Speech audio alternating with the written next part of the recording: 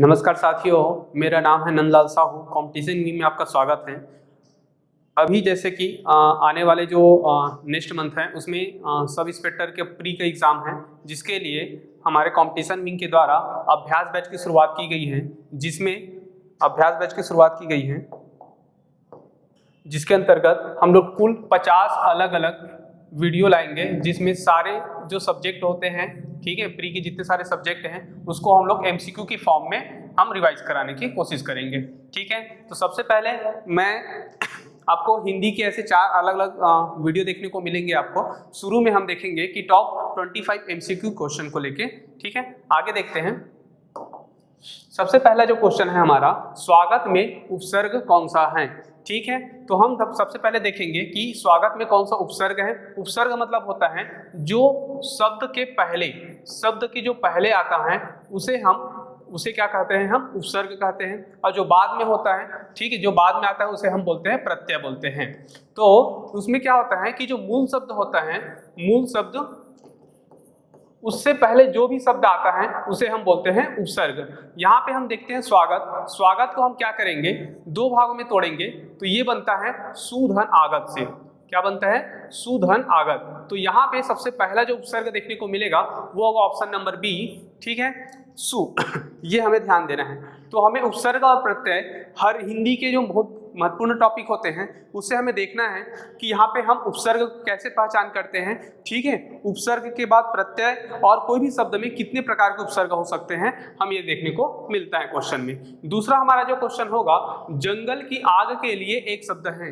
ये शब्द है आपके पर्यायवाची का शब्द है, या कई बार क्या होता है कि अनेक शब्दों का एक शब्द के रूप में आपको देखने को मिलता है। जैसे कि हमें पता है जंगल की आग, ठीक है, इसे हम दावानल कहते हैं। अलग अलग शब्दों के लिए अलग अलग समूह में बनाया गया है। जैसे कि क्या होता है, हमारे जब पेट के अंदर जो आग लगती है, उदर की आग बोल सकते हो आप, पेट की अंदर आग, ठीक है, उसके लिए हमने जठरानल शब्द उपयोग किया जाता है। जैसे कि समुद्र में लगी आग, उसके लिए बड़वानल उपयोग किया जाता है, और जंगल की आग के लिए दावानल उपयोग किया जाता है। ठीक है, तो आपको सारे चीजों में बहुत सारे जो शब्द होगा उसको ग्रुप में मिला के एक शब्द कहते हैं। आपको ऐसे टॉपिक की प्रिपरेशन करना है, और पर्यायवाची में भी कई सारे शब्दों के लिए अलग अलग शब्द कहते हैं। ठीक है, उनके भी तैयारी आपको ऐसे करते रहना है। ओके, हम नेक्स्ट क्वेश्चन देखते हैं इसी श्रेणी में। सबसे तीसरा जो क्वेश्चन है, दही में कौन सा लिंग है। इसे पूछने का मतलब है दही में कौन सा लिंग है, पुल्लिंग, स्त्रीलिंग, नपुंसकलिंग और उभयलिंग करके। तो आपका जो शब्द होता है दही, ठीक है, इसको फाइंड आउट करने का तरीका होता है कि हम जो भी शब्द देते हैं उसके बाद हम क्या करते हैं, एक सिंपल उसके बीच में कोई कारक चिन्ह उपयोग ना करके उसे एक वाक्य बनाने की कोशिश करते हैं। जैसे कि जनरली हम लोग बोलते हैं दही जमता है, दही जमता है। तो ये जो जमता है, इससे हम फाइंड आउट कर सकते हैं कि यह क्रिया जो होगा पुल्लिंग होगा। ठीक है, पुल्लिंग होगा। तो यहाँ पे राइट ऑप्शन आएगा आपका ए। ठीक है, तो आपका जैसे याद रखना है कि हिंदी में होते हैं 2 लिंग। ठीक है, ये 2 लिंग से आपको लिंग पहचानने के लिए आ जाता है कि यहाँ कौन सा स्त्रीलिंग होगा, कौन सा पुल्लिंग होगा, ऐसे करके। ये क्वेश्चन बहुत इंपॉर्टेंट है, देखने को मिलेगा आपको। तो चौथा जो क्वेश्चन है हमारा, स्वरों की संख्या कितनी है। ठीक है, स्वरों की संख्या जो है ऑप्शन नंबर बी 11 है। शुरू में क्या था कि इनके आंसर 13 लिया जाता था, बाद में इसको क्या किया गया है कि केंद्रीय हिंदी जो हिंदी निदेशालय है उसके अनुसार से अब इसको 11 मान लिया गया है। ठीक है, स्वरों की संख्या, जैसे कि हम बात करेंगे स्वरों की संख्या में, तो जैसे कि आ, ई, के ई, ठीक है, ये हो जाएगा उ, उनके उ, ए, ओ, ठीक है, 8, 10, हाँ, और एक हो जाएगा आपका ऋषिगृह। तो ये तो टोटल मिला के ऐसे अगर हम बात करें तो टोटल 11 स्वर हैं। ठीक है, इन 11 स्वरों को हम लोग स्वर की संख्या में गिना जाता है। तो 11 स्वर होते हैं, आपको याद रखना है, और 33 क्या होता है, आपके व्यंजन होते हैं। ठीक है, तो आपको ऐसे क्या होगा, कई जगह क्वेश्चन देखने को मिलेगा जिसमें आपकी संख्या पूछा जाता है कि वाच्य की संख्या कितनी है, स्वर संधि की संख्या कितनी है, शब्दों के भेद कितने होते हैं। ऐसे करके आप सारे को इंटीग्रेटेड करके आपको एक साथ पढ़ना पड़ेगा, जिससे आपको कंफ्यूजन ना हो। ठीक है, आगे हम देखते हैं इसी श्रेणी में निरोग। ठीक है, निरोग में कौन सा संधि विच्छेद होगा, ठीक है। नी रोग में संधि विच्छेद होगा आपका विसर्ग संधि नी धन रोग करके। तो विसर्ग संधि का क्या होता है कि जो दो पक्ष होते हैं, पहला पक्ष में क्या होता है आपका विसर्ग और दूसरा जो होगा वो स्वर या तो व्यंजन हो सकता है, स्वर या व्यंजन हो सकता है। तो नी का जो छोटा पार्ट होगा नी और ये हो जाएगा रोग। तो यहाँ जो विसर्ग है वो इसका क्या हो जाएगा पूर्णाकार रूप में देखने को मिलेगा। तो ये हो जाएगा आपका नी धन रोग नी रोग करके, ठीक है। तो आपको संधियों की बारीकियों को, ठीक है, संधि की बारीकियों को आपको ऐसे देखना पड़ेगा जिससे आप अच्छे से आंसर ले सके। आगे हम देखते हैं बहुब्रीहि समास का उदाहरण है, ठीक है। तो हिंदी में सबसे महत्वपूर्ण टॉपिकों में से एक है आपका समास। समास की कुल संख्या जो होता है कुल 6 समास होते हैं। इस 6 समास में से जो 6वां नंबर का इंपॉर्टेंट समास है वो है आपका बहुब्रीहि समास, ठीक है। अगर हम इस चारों ऑप्शन को देखें, सबसे पहले हम समझते हैं कि इसमें बहुब्रीहि समास किसे कहते हैं। तो क्या होता है कि एक तो होता है हमारा पूर्व पद और दूसरा होता है हमारा उत्तर पद, उत्तर पद, ठीक है। तो पूर्व पद और उत्तर पद इन दोनों के छोड़ के किसी तीसरी अन्य की विशेषता बताए, तीसरी अन्य की विशेषता बताए, तब उसे हम क्या कहेंगे, हम उसे कहेंगे बहुब्रीहि समास, ठीक है। तो इसमें हम लोग देखते हैं सबसे पहला होता है चार रहा। तो ये संख्यावाची शब्द है और समूह में दिखा रहा है, मतलब ये हो जाएगा हमारा द्विगु समास, ठीक है। नीलकमल, इसमें क्या हो रहा है, नील जो है विशेषण है, ठीक है, और कमल एक विशेष्य है। तो विशेषण विशेषक का हो जाएगा, तो यह हो जाएगा आपका कर्मधारय समास, कर्मधारय समास।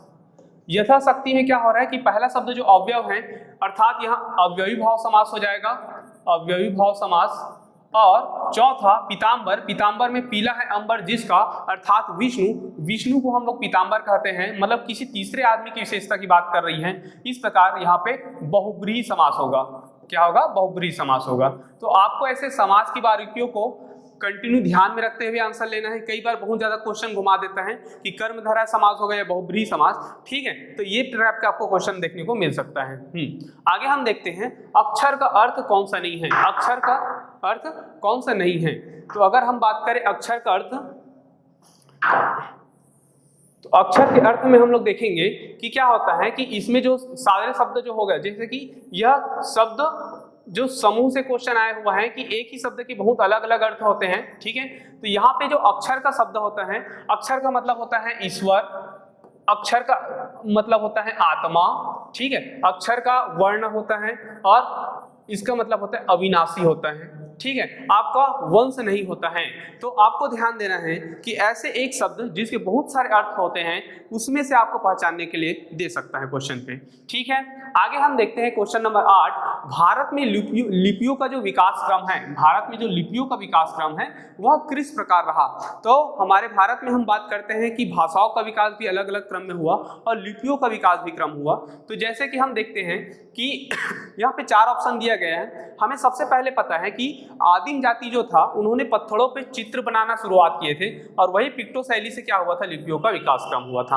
अगर हमें सारे क्वेश्चन के आंसर भी नहीं पता तो केवल एक फैक्ट आपको पता है या एक अवधारणा आपको पता है कि लिपियों का विकास क्रम सबसे पहले चित्रलिपि से हुआ था, तो आप इस चीज का आंसर ले सकते हैं। जैसे कि ऑप्शन नंबर बी देखेंगे तो चित्रलिपि, उसके बाद आता है आपका सूत्रलिपि, फिर आता है आपका प्रतीकात्मक लिपि और लास्ट आ जाएगा आपका ध्वनि मूलक लिपि। आपको याद रखना है कि देवनागरी, देवनागरी, ठीक है, देवनागरी, देवनागरी एक ध्वनि लिपि है, ठीक है। देवनागरी क्या है, ध्वनि लिपि है, ये आपको याद रखना है। आगे हम देखते हैं इनमें से कौन सा शब्द गंगा का पर्यायवाची नहीं है, ठीक है। तो यह पर्यायवाची है, विलोम शब्द है, ठीक है, शब्द शब्दों के लिए। तो जितने सारे हमारे जो शब्द वाले जो हिंदी क्वेश्चन है वो बहुत ज्यादा रहता है, प्रैक्टिस बहुत ज्यादा करना रहता है, ठीक है। तो आप इसमें हम थोड़ा सा ध्यान देंगे। तो हमें यहाँ पे दिखाया गया है कि गंगा का पर्यायवाची कौन सा नहीं है। तो नहीं है और है, इसको आपको स्पेशल ध्यान देना है। सबसे पहले तो आपको अंडरलाइन कर लेना चाहिए, ठीक है, कि नहीं है। तो देखिए गंगा का जो पर्यायवाची होता है देवपगा, ठीक है, हंसजा, सूरसरिता, ठीक है, सूरसरिता, ये सारी चीजें होती हैं, ठीक है। हंसजा, सॉरी, इसमें हंसजा नहीं होगा, ठीक है, हंसजा नहीं होगा। हंसजा मतलब होता है कि हंस का जन्म हुआ जहां पे, तो यहाँ पे बी आएगा इसका एग्जैक्टली आंसर। देवपगा, सूरसरिता, विष्णुपदी, ठीक है, ये सारा चीजें जो होते हैं गंगा के पर्यायवाची होते हैं, भागीरथी, ये सारा चीजें, अलकनंदा, भागीरथी। आगे देखते हैं 10वां क्वेश्चन, राजा का विलोम कौन से नहीं है। तो राजा का विलोम अलग अलग शब्दों के अनुसार से अलग अलग दिया जाता है। जैसे कि राजा का होता है कई जगह रानी, ठीक है, कई जगह हम देखेंगे राजा का हो जाता है, जैसे कि राजा का हो जाता है प्रजा, राजा प्रजा बोलते हैं, प्रजा राजा करके, और कई बार आपको राजा या रंक हो जाता है अगर हम आर्थिक रूप से विश्लेषण करें तो ये तीनों चीजों आपको देखने को मिलेगा। लेकिन राजा का जो विलोम है सेनापति के साथ देखने के नहीं मिलेगा। इस प्रकार यहाँ पे आंसर हो जाएगा सी, या राजा का विलोम सेनापति नहीं हो सकता, बाकी तीनों चीजें हो सकते हैं। तो कई बार विलोम शब्द आपको इस पैटर्न में भी देखने को मिलेगा, ऐसे जरूरी नहीं होता कि किसका विलोम कौन सा होगा ऐसे करके पूछे, ठीक है। तो ये कुछ क्वेश्चन है जिससे हमें पता चलेगा कि क्वेश्चन जो पूछने की प्रवृत्ति कैसे रही है, और हमें आंसर का जब अप्रोच लगाना है, ठीक है, उसका आंसर लेना है, तो उस समय आपकी अप्रोच कैसी रहनी चाहिए, ठीक है। आगे हम लोग देखते हैं श, स और ह, यह क्या कहलाते हैं, यह कौन सा व्यंजन है, ठीक है। सबसे पहले तो आपको पता है कि व्यंजन में से क्या होगा कि अलग अलग टाइप से जो व्यंजन को क्लासिफाई किया गया है, तो उसमें से हमारा जैसे कि हम बात करेंगे स, ह, ये सारा चीजें जो आता है, ठीक है, इसमें हम लोग देखेंगे ऊष्म व्यंजन होता है। अगर हम स, श, ह का उच्चारण करें तो अंदर से क्या होता है, ऊष्मा उत्सर्जित होती है, ठीक है। इसीलिए इन चारों शब्द समूह को, ठीक है, इन चारों जो अक्षर हैं, इन अक्षरों को हम लोग ऊष्म व्यंजन के अंतर्गत रखते हैं, ठीक है। बात करेंगे हम आगे और बढ़ेंगे तो संयुक्त व्यंजन पढ़ेंगे, जिसमें क्या किया जाता है कि जैसे कि ज है तो ज का उच्चारण दो शब्दों से हुआ है ना, जैसे कि हम लोग और आगे देखेंगे, जैसे कि इया का उच्चारण हो जाएगा, ज का इया का, और भी जैसे कि हम छ का उच्चारण देखेंगे, ज्ञ का उच्चारण देखेंगे, त्र का उच्चारण देखेंगे, जिसमें दो दो शब्द का जो दो दो व्यंजन होते हैं उनके संयोग से बनता है, इसी वजह से इसे संयुक्त व्यंजन कहते हैं, ठीक है। आगे हम देखते हैं अंतस्थ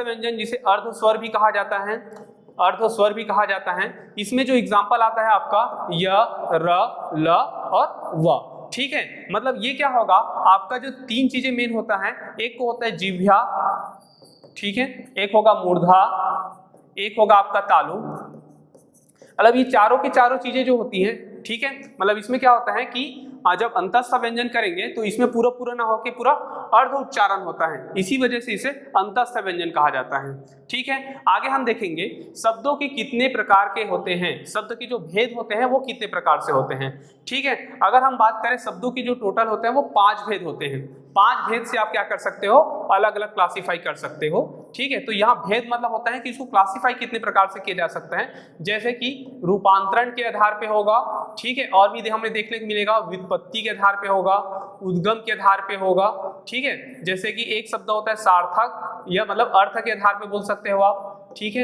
एक जो होता है उसमें विकार है कि नहीं है उसके आधार पे होता है, जैसे विकार अविकारी शब्द, सार्थक निरर्थक शब्द हो जाएगा, ठीक है। जैसे कि हम लिखेंगे उद्गम, उस शब्द की उद्गम कैसे हुआ है, तत्सम है, तद्भव है, देशज है, विदेशज है, उसकी व्युत्पत्ति कैसे हुई है, जैसे कि हम इसी में देखेंगे रूढ़ शब्द क्या होते हैं, ठीक है, योग रूढ़ क्या होते हैं, यौगिक क्या होते हैं, यौगिक, ठीक है। तो इस शब्दों के आधार पे क्या होता है, व्युत्पत्ति के आधार पे करते हैं, और रूपांतरण के आधार पे हम शब्दों का बनाएंगे तो कुल 8 प्रकार के होते हैं। तो आपको ऐसे शब्दों की बेसिक चीजें हैं, इनकी जानकारी रखना पड़ेगा, और इसी के आधार पे क्वेश्चन आने की चांसेस हैं, ठीक है। जिससे हमें क्या करना है कि थोड़ी सी बारीकियों से हमें समझना है और उसके अनुसार से आंसर लेते चलना है, ठीक है। आगे हम देखते हैं क्वेश्चन नंबर 13, निम्न में से अरबी शब्द कौन कौन से हैं, ठीक है।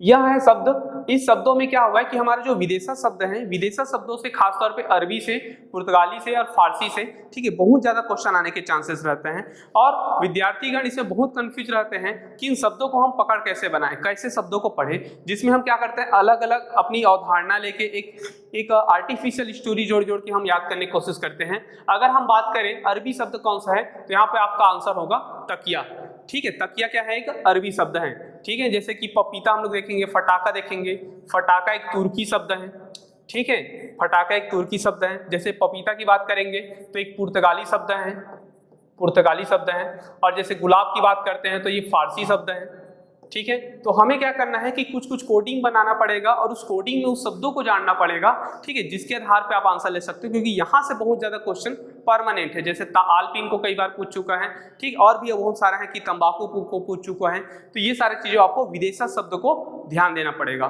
ठीक है। आगे देखते हैं तहसीलदार शब्द किस मिश्रित या संकर शब्द के उदाहरण हैं, ठीक है, उदाहरण हैं। तो हम देखते हैं कि तहसीलदार जो शब्द बना हुआ है, एक शब्द होगा तहसील और एक शब्द क्या होगा, दार, ठीक है, तहसील और दार। तो देखिए तहसील जो शब्द है और दार शब्द है, ये दोनों हमारा देशज शब्द नहीं, दोनों विदेशज हैं। पहली बात तो जब विदेशा शब्द है तो हम हिंदी वाले जो ऑप्शन है उसको हम लोग काट देंगे, ये हिंदी कट गए और ये हिंदी कट गए। अगर आप ये सिंगल अप्रोच लेंगे तो इस आंसर को आप लगा सकते हैं कि अरबी और फारसी करके, जो कि बिल्कुल सही आंसर रहेगा, ठीक है। तो आपको कम से कम इतना शब्दों को ध्यान देना है कि देशज शब्द कौन कौन से हैं। देशज शब्द जैसे कि हम पढ़ेंगे अभी अक्कड़ बल पढ़ेंगे, बक्कड़ पढ़ेंगे, कबड्डी पढ़ेंगे, ठीक है, लाड़ू पढ़ेंगे, ऐसे बहुत सारे जो शब्द होते हैं जिसमें अड़ा, टा, ठा, ऐसे कुछ कुछ शब्द आते हैं जो हमारा देशज शब्द होता है, ठीक है। उसके बाद हम अगर विदेशज शब्द पढ़े तो और आसान हो जाता है। तो तहसील और दार, ठीक है, ये हो जाएगा आपका अरबी फारसी शब्द, ठीक है। आगे हम देखते हैं क्वेश्चन नंबर 15। क्वेश्चन नंबर 15 देखते हैं, आचार्य रामचंद्र शुक्ल ने हिंदी साहित्य के इतिहास को कितने भागों में विभाजित किया है, ठीक है, कितने विभाजों में या कौन कौन से भागों में बोलेंगे तो आपका क्वेश्चन सही हो जाएगा। कौन कौन से भागों में, कितने भागों में किया है, तो कुल 4 भागों में किया है, पहला आंसर इसका। अब ये कौन कौन से जो भाग हैं, ठीक है, तो हिंदी साहित्य के इतिहास का जो काल विभाजन पढ़ते हैं तो सबसे जो प्रमुखता या माना जाने वाला जो मुख्य रूप से जो मतलब जो अवधारणा हुआ वो आचार्य रामचंद्र शुक्ल जी का हुआ, जिसने 1929 के आसपास इन्होंने विभाजन किया था। अब हम देखते हैं इसके जो इन्होंने 4 अवस्थाओं में जो बांटा हुआ था, ठीक है। तो इसमें से अगर सारा चीजों को देखेंगे तो आपको याद रखना है कि खास तौर पे देखिए ये गद्य काल है, गद्य काल, ठीक है। तो देखिए वीर गाथा काल, भक्ति काल, रीति काल और एक है गद्य काल, ठीक है। तो ये अवधारणा उन्होंने दिया था कि जैसे कि सबसे पहले उन्होंने बोला था 1050 से लेके 1375 तक के, ठीक है, 1375 से लेके 1700 से लेके 1900 तक के और 1900 से लेके 1984 तक के उन्होंने ऐसे 4 अलग अलग भागों में बांटा हुआ था हिंदी साहित्य को, ठीक है। तो आपका आंसर होगा डी, वीरगाथा काल, भक्ति काल, भक्ति काल के बाद रीति काल और रीति काल के बाद है आपका गद्य काल, ठीक। ये आपको याद रखना है आचार्य रामचंद्र शुक्ल का काल विभाजन। आगे हम देखेंगे, हालांकि ये क्वेश्चन सिलेबस में नहीं है लेकिन इनडायरेक्टली आपको एक क्वेश्चन ऐसा मिलेगा जो हिंदी साहित्य के इतिहास से पूछा जाता है कि आदिकाल को वीरगाथा काल ना, जो हजारी प्रसाद द्विवेदी ने कहा है, ऐसे कुछ कुछ क्वेश्चन अभी तक के देखने को मिला है। आगे हम देखेंगे अल्प प्राण की विशेषता या उसके लक्षण कौन से नहीं हैं। तो हिंदी में जब शब्दों का हम क्या करते हैं, उच्चारण देखते हैं, तो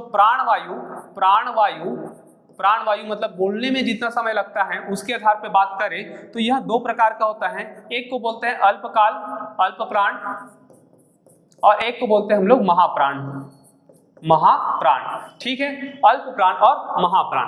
अल्प प्राण की बात करेंगे तो कुल मिला के हम बात करेंगे जैसे कि क्या होगा, प्राण वायु की मात्रा कम होती है, बिल्कुल ये सही लाइन है। आपको सबसे पहले इस लाइन को पढ़ना है, कभी भी आप सॉल्व करने जाएंगे, ठीक है, पेपर देने जाएंगे, कि इसमें है बोला है या नहीं बोला है, ये हमें पहला ध्यान देना होता है। यहाँ पे बहुत ज्यादा क्वेश्चन गलत होते हैं। तो पहला जो लाइन लिखा हो कि प्राण या वायु की मात्रा कम होती है, बिल्कुल सही लाइन है ये। हकार की ध्वनि सुनाई नहीं पड़ती है, ये भी बिल्कुल सही लाइन है। हकार की ध्वनि आपको सुनाई नहीं पड़ेगी। प्रत्येक वर्ग का प्रथम व दूसरा वर्ण, यहाँ पे क्वेश्चन जो रहेगा अल्प प्राण जो रहेगा, इसमें जो तीसरा शब्द, 5वां शब्द और एक होता है हमारा तीसरा शब्द, एक पहला और दूसरा ना, तो इसमें आ जाएगा तीसरा, चौथा, 5वां। तो प्रत्येक वर्ण का जो शब्द होता है, तीसरा शब्द, चौथा शब्द और 5वां शब्द, ये शब्द जो होते हैं अल्प प्राण में आते हैं, और जो दूसरा और चौथा शब्द जो आता है वो महाप्राण में आते हैं। आपको ये बात ध्यान देना है, ठीक है। और चौथा होगा अंतस्थ व्यंजन, इसके साथ ही आपको जुड़ेगा अंतस्थ, मतलब टोटल जो 4 शब्द होते हैं, तो एक एक वर्ण के जो होंगे संघर्षी व्यंजन, उसमें एक एक शब्द तीसरा, चौथा, 5वां और 4 शब्द हो जाएगा आपका अंतस्थ, मतलब कुल 19 है इनकी संख्या। कितना है? कुल 19। इसका एग्जैक्टली जो आंसर होगा सी, ठीक है, क्योंकि प्रत्येक वर्ग का पहला, तीसरा और 5वां शब्द को हम अल्प प्राण में शामिल करते हैं, ठीक है, जबकि महाप्राण में हम लोग शामिल करेंगे दूसरा और चौथा शब्द को। ये आपको ध्यान देना है, ठीक है। चलिए आगे चलते हैं। मतलब आपको उस शब्दों से देखने हैं। भाषा की सबसे छोटी इकाई किसे कहते हैं? बहुत ज्यादा क्वेश्चन आ चुका है ये क्वेश्चन। आपको याद रखना है कि भाषा की छोटी इकाई, तो इसे हम बोलेंगे वर्ण। ठीक है, सबसे छोटा जो होता है वो होता है वर्ण। वर्ण क्या होता है कि वर्णों की जो समूह होगा, ठीक है, छोटे वर्ण का समूह होगा। वर्णों को समूह को हम लोग बोलते हैं अक्षर। ठीक है, वर्णों के समूह को हम लोग क्या बोलते हैं? अक्षर। अक्षरों के समूह को हम लोग बोलते हैं शब्द। और शब्दों की जब हम लोग क्या करते हैं? सार्थक मीनिंग निकाल लेते हैं। ठीक है, वह होगा जैसे कि क्या होगा कि वर्ण होगा, वर्णों का ही जब सार्थक क्रम बनेगा तो एक अक्षर बनता है, जैसे क। ठीक है, क का ही अब क्या होगा? साक्षर, जो अब इसका सार्थक ये बनेगा। जैसे कि हम बात करेंगे वर्ण, तो वर्ण में आ जाएगा आपका अ। अक्षर की हम बात करेंगे, अक्षर में क्या हो जाएगा? जैसे कि आ। हाँ, जैसे कि एक अ का मात्रा है, यहाँ पे हो चुका है आ, अक्षर बना एक आ, और यहाँ से हम अब इसी को और जोड़ेंगे तो ये बन जाएगा आपका आम। ठीक है, अब क्या होगा? शब्द का हम लोग जब क्या करेंगे, इसको एक सही ढंग से अरेंज करके रखेंगे, तब उसे हम बोलेंगे वाक्य, जिसका एक मीनिंग अर्थ, जिसका एक क्या हो? सार्थक मीनिंग आए, तब उसे हम बोलेंगे जैसे कि मैं आम खाता हूँ या राम आम खाता है। ठीक है, आपको ये क्रम आपको याद रखना चाहिए, यहाँ से क्वेश्चन आने के चांसेस बहुत ज्यादा हैं। वर्ण, अक्षर, शब्द और वाक्य, इसी क्रम पे पूछा जाता है इसको। तो भाषा की सबसे छोटी इकाई होती है वर्ण। आगे देखते हैं पितृ प्लस ऋण। ठीक है, पितृ प्लस ऋण, पितृ प्लस ऋण में जो कि पितृण हो जाएगा। ठीक है, तो यह किस स्वर संधि के प्रकार हैं? ठीक है, स्वर संधि, स्वर संधि जैसे हम देखेंगे टोटल मिला के 5 प्रकार होते हैं। हाँ, तो स्वर संधि के जो अलग अलग प्रकार होते हैं, इसमें अलग अलग क्वालिटी भी होती है। उस आधार पे हम लोग बात करें तो पितृ में जो है वो है छोटा ऋण, और ऋण में जो है वो भी छोटा ऋण। तो छोटा ऋण और छोटा ऋण अगर यहाँ बड़ा मात्रा बन जाता है, जैसे पितृ में हम लोग बड़ा मात्रा लगाते हैं, तो इस प्रकार से अगर गुण को देखें तो स्वर संधि में से दीर्घ स्वर संधि जो ऐसा है, जिसमें क्या होता है कि छोटा जो गुण होते हैं, जैसे कि पितृ, हाँ, और ऋण, पितृ और ऋण, ये क्या हो जाएगा? पितृण हो जाएगा, पितृण। ओके, तो छोटा छोटा गुण क्या हो गया? बड़ा गुण हो गया। आपको ऐसे क्वालिटी के आधार पे आपको क्या करना है? जज करना है। जैसे कि हम बात करेंगे गुण स्वर संधि में क्या होता है, तो गुण स्वर संधि में क्या होता है? अ शब्द या आ शब्द ई या ई के साथ मिलके ए बन जाता है। ठीक है, हाँ, आगे हम देखेंगे यट स्वर संधि। यट स्वर संधि में हम बात करेंगे यट स्वर संधि में, तो यट स्वर संधि में हम देखेंगे कि ई शब्द जो होते हैं, ठीक है, ई हो जाएगा या ई, इसके साथ अ जुड़ता है तो ये बनता है य। ओके, अब इसी के साथ हम देखेंगे उ और अ जुड़ जाए तो ये बन जाता है व। ज्यादातर सीरियस इसी पैटर्न में रहेगा, तो आपको ऐसे ही लेना है, या तो व बनेगा। और अयादी स्वर संधि में हम देखेंगे आय हो गया, हाँ, आओ हो गया, तो ये सारे शब्द बनने को रहते हैं। यहाँ पे हमारा जो आंसर होगा दीर्घ स्वर संधि। ठीक है, आगे हम देखेंगे संधियों की बारीकियों को ध्यान से देखना है। ठीक है, केवल टाइप पढ़ के जाना है, नहीं, ऐसा नहीं है। खास तौर पे जो अपवाद वाले जो क्वेश्चन होते हैं उनको आप ज्यादा ध्यान देखने की कोशिश करेंगे, क्योंकि हिंदी बहुत पहले से पूछा जा रहा है, तो इनका लेवल छत्तीसगढ़ बहुत अच्छा रहता है, और एसआई के पेपर में तो काफी अच्छा रहता है। अव्ययी भाव समास की विशेषताएं निम्न में से कौन सा नहीं है? ठीक है, तो समास के होते हैं 6 प्रकार, पहले जैसे कि पहले बताया था। अब उसी में से जो पहला जो समास है वो होता है अव्ययी भाव समास। अव्ययी भाव समास की एक क्वालिटी क्या होता है, तो इसका पूर्व पद प्रधान होता है। पूर्व पद क्या होता है? प्रधान होता है। ठीक है, पूर्व पद प्रधान होता है, पूर्व पद प्रधान होगा। दूसरा हम लोग देखेंगे, ठीक है, दूसरा हम लोग देखेंगे उत्तर पद अव्यय होता है। उत्तर पद अव्यय होता है, यहाँ पे थोड़ा रुकेंगे। समस्त पद क्रिया विशेषण होता है, ये बिल्कुल सही है। ठीक है, पूर्व पद प्रधान होता है, उत्तर पद अव्यय होता है, समस्त पद होता है वो क्रिया विशेषण होता है। ये तीनों क्वालिटी अव्ययी भाव समास का है, लेकिन कारक द्वारा विग्रह हो यह मुख्यतः तत्पुरुष समास का उदाहरण है, मतलब उसके लक्षण हैं। ठीक है, तो इस प्रकार से इसका जो आंसर होगा डी होगा, क्योंकि मैंने क्या पूछा? नहीं है। ठीक है, तो शब्दों को क्वेश्चन देखेंगे कि अव्ययी भाव समास की विशेषता कौन सा नहीं है, तो कौन सा नहीं है? तो यह नहीं है, कारक द्वारा विग्रह हो या तत्पुरुष समास का है। ठीक है, तो आपको क्या करना है कि ऐसे सारे जो समास हैं उनके लक्षण को आपको क्या लेके चलना है कि कौन कौन से उनके लक्षण होते हैं, ऐसे पूछा जाएगा आपका। उसके बाद दिखा है नेक्स्ट क्वेश्चन है आपका 20वां नंबर का क्वेश्चन, पंचक्की किस प्रकार के कर्मधारय समास हैं? ठीक है, तो क्या होता है कि कर्मधारय समास भी मुख्यतः 4 प्रकार के कर्मधारय समास होते हैं। कर्मधारय समास क्या होता है, सबसे पहले हम ये देखते हैं। तो इसमें होता है, एक शब्द होता है विशेषण, विशेषण, और एक शब्द होता है विशेष से। मतलब विशेष से कोई भी एक वस्तु होगा, कोई भी एक संज्ञा, कुछ भी चीज होगा, उसकी विशेषता बताएगी, ठीक है, उसकी विशेषता बताएगी। तो अगर ऐसे शब्द मिलते हैं उसे हम कर्मधारय समास कहते हैं, ठीक है। तो जैसे कि हम बात करें पंचक्की, पंचक्की को अगर हम और थोड़ा से विस्तार करेंगे तो पानी के द्वारा चलाई जाने वाली चक्की, पानी के द्वारा चलाई जाने वाली चक्की है ये, चलाई जाने वाली चक्की, ठीक है। कुछ कुछ पुस्तकों में से मध्यलोपी तत्पुरुष समास भी ले जाता है, लेकिन अगर हम कर्मधारय समास की बात करें तो कौन सी चक्की है, तो चक्की की विशेषता बता रहा है कि पानी के द्वारा चलता है। तो पहले इनकी विशेषता बता रहा है, ठीक है, उसके बाद उसका विशेष है। अगर शब्दों को देखेंगे तो पहली विशेषता बता रहा है, बाद में क्या है उसका शब्द है, तो विशेषण विशेष से समास हो जाएगा। तो ये आज का आंसर हो जाएगा आपका विशेषण विशेष से कर्मधारय समास, क्योंकि विशेष जो है बाद में है और विशेषण पहले है। कौन सी चक्की, पानी के द्वारा चलाई जाने वाली चक्की, आपको ऐसे ध्यान देना है, ठीक है। चलिए आगे बढ़ते हैं।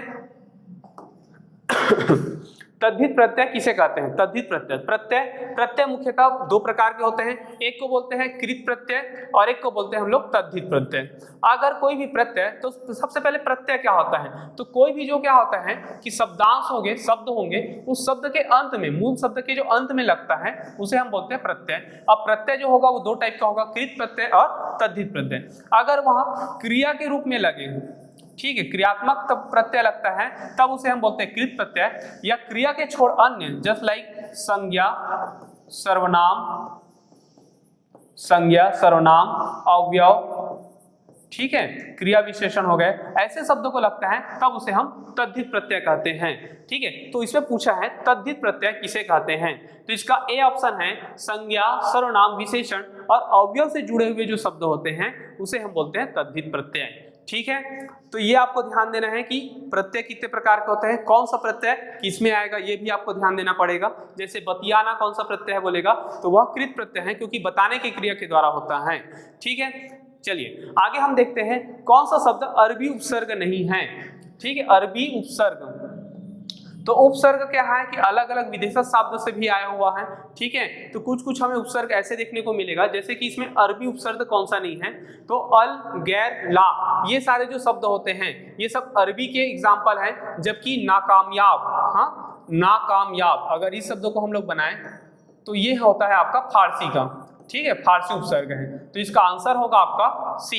ठीक है, क्योंकि मैंने क्या पूछा है कि कौन सा शब्द अरबी उपसर्ग नहीं है, तो यहाँ पे ना शब्द नहीं है, ठीक है। अल, गैर, ला, ठीक है, ये सारा शब्द होता है। जैसे आपको कुछ और मिलेगा, बिन शब्द मिलेगा, हाँ बिला शब्द मिलेगा, ये सारा चीजें क्या होता है अरबी उपसर्ग होते हैं, ठीक है। तो आपको जब उपसर्ग देख रहे हैं तो आपको उपसर्गों में भी आपको क्लासीफाई करना पड़ेगा कि कौन कौन से किस किस शब्दों में उपसर्ग आते हैं, ओके, ठीक है। आगे हम देखते हैं, लास्ट क्वेश्चन है, मतलब इसमें बदबू, बदबू में क्या है, बदबू में अगर क्या है हम देखते हैं तो बदबू देखिए यहाँ पे दो शब्दों से बना हुआ है, एक है बद प्लस बू, ठीक है, ये भी एक टाइप का क्या है प्रत्यय है, तो ये विदेशी प्रत्यय के रूप में उपयोग किया गया है बदबू ऐसे करके। तो बू इसका अलग हो जा रहा है और ये क्या है प्रत्यय है, बू क्या है एक प्रत्यय है, ठीक है। तो बद एक उपसर्ग है, बू प्रत्यय है, बदबू धातु शब्द है और निम्न में से कोई नहीं, तो यहाँ पे ऑप्शन नंबर हो जाएगा बी, बू क्या है प्रत्यय है, ठीक है।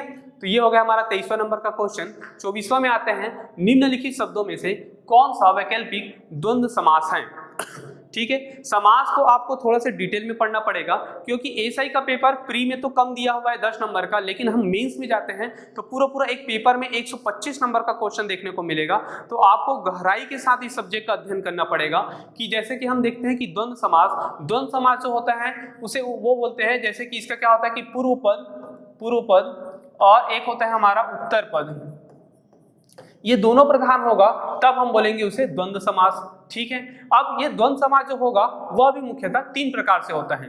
एक को बोलते हैं इतरेतर द्वंद्व, एक को हम लोग बोलते हैं समाहार द्वंद्व, ठीक है, इतरेतर द्वंद्व हो जाएगा, एक हो जाएगा हमारा समाहार द्वंद्व हो जाएगा। जैसे कि इतरेतर द्वंद्व हो जाएगा जैसे कि राम और लखन, हाँ राम और लखन, मतलब दोनों के दोनों मेन है। समाहार द्वंद्व हो जाता है जो समूह के रूप में होता है, समूह के रूप में हो जाएगा, जैसे कि नून तेल लकड़ी, नून तेल, लकड़ी, तो एक समूह में रहते हैं तो इसे हम समाहार बोलेंगे। तीसरा जो टाइप होता है उसे बोलते हैं वैकल्पिक द्वंद्व, वैकल्पिक द्वंद्व, ठीक है। वैकल्पिक द्वंद्व मतलब क्या होता है कि इसमें आपको दोनों में से एक चीजें आपको बताना पड़ेगा, जैसे कि होता है लाभालाभ, लाभ और हानि ना, तो जैसे कि हम लोग बोलेंगे लाभ और हानि, तो लाभ हानि लिख दिए, मतलब एक पॉजिटिव होगा तो एक निगेटिव होगा, ठीक है। तो इस प्रकार से हम लोग देखें तो इसमें क्या पूछा गया है, वैकल्पिक द्वंद्व को पूछा गया है, वैकल्पिक द्वंद्व। तो इसमें हम एक निगेटिव पॉजिटिव ग्रुप में देखेंगे तो इसका ऑप्शन बनता है आपका सी, पाप और पुण्य, ठीक है, या तो पाप करो या तो पुण्य करो। तो इस प्रकार से हम लोग बात करें वैकल्पिक में आपको विकल्प रहेगा, आप तो ये करेंगे या तो वो करेंगे, दोनों नहीं कर सकते हो, ठीक है। तो ये हो जाएगा हमारा वैकल्पिक द्वंद्व का समास का।